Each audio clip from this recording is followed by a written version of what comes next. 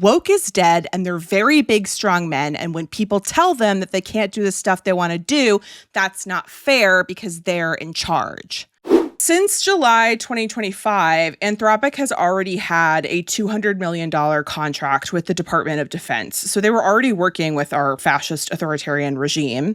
And in January, the Pentagon used Claude in their invasion of Venezuela, which violates one of the two big rules Anthropic had for them using their technology, which is that it should never be used to power fully autonomous weapons, and it should never be used for mass surveillance of Americans. In other words, the barest fucking minimum. The Pentagon's stance on this is that they should be able to use Claude for whatever they want because it's theirs and they paid for it, and woke is dead, and they're very big, strong men. And when people tell them that they can't do the stuff they want to do, that's not fair because they're in charge. So Hegseth was like, Anthropic, if you don't let us use your fancy autocomplete to play with weapons of mass destruction and to dox and stalk everybody who's black and everybody who's brown and everybody who says mean things about us, then we're not going to give you any more money, and we're going to put you on the official list of supply chain risk. Anthropic did not agree, and they lost that contract for now. They did quietly abandon their supposedly foundational ethical premise about pausing development if safety was at risk, basically saying,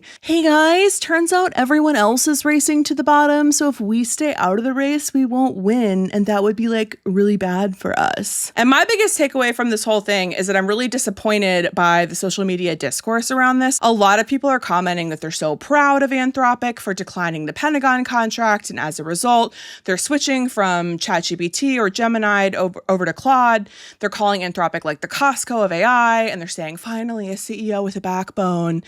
I need people to hear me when I say this. You do not need a favorite AI company. You do not need a favorite billionaire. You have no horse in this race because these people don't care if you fucking starve. The only thing that's remarkable in this story is how low this bar is and how easy it is to feed American consumers absolute scraps when it comes to ethical integrity.